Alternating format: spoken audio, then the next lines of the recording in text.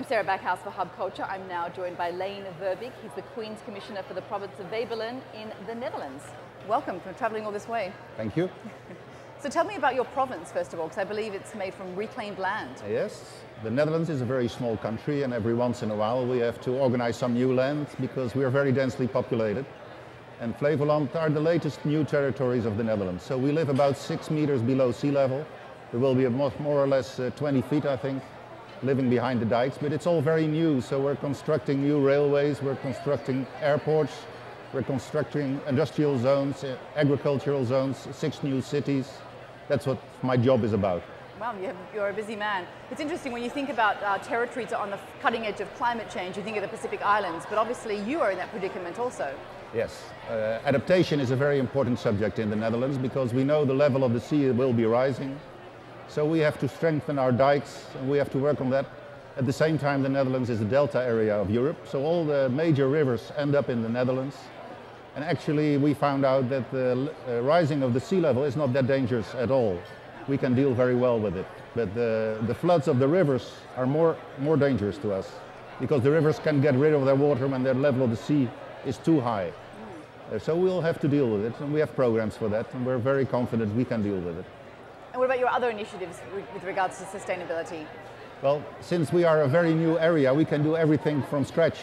There's no old techniques in my area. So, for instance, if we look at the energy problem, about 60% of the used energy at this moment comes from windmill energy, and we're working on a program that in future it will be 100%.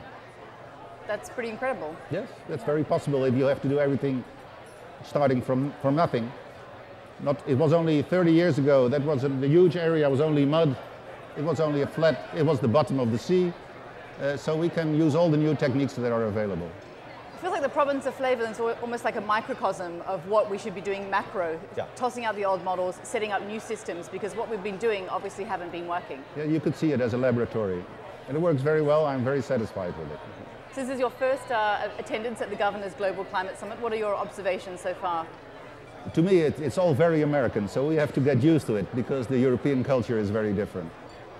All the people that are talking are very proud of themselves, and rightly they are so, but a lot of the information that I hear about doesn't fit with the information I get in Europe. So there's some conflicts of truth, and maybe there's not an accepted truth. That's one of the problems of this subject.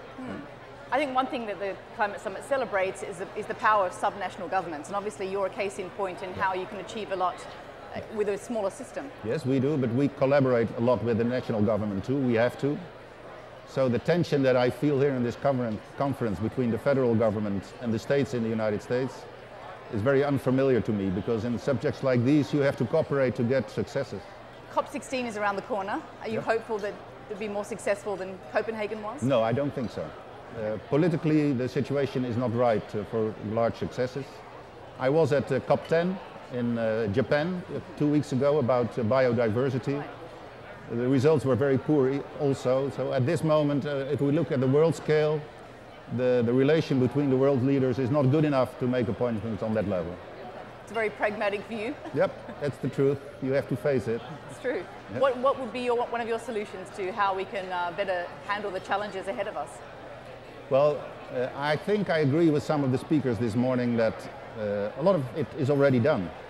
A lot of successes can be made, and the investigations we did in the Netherlands, for instance, we found out that it's not a technical problem.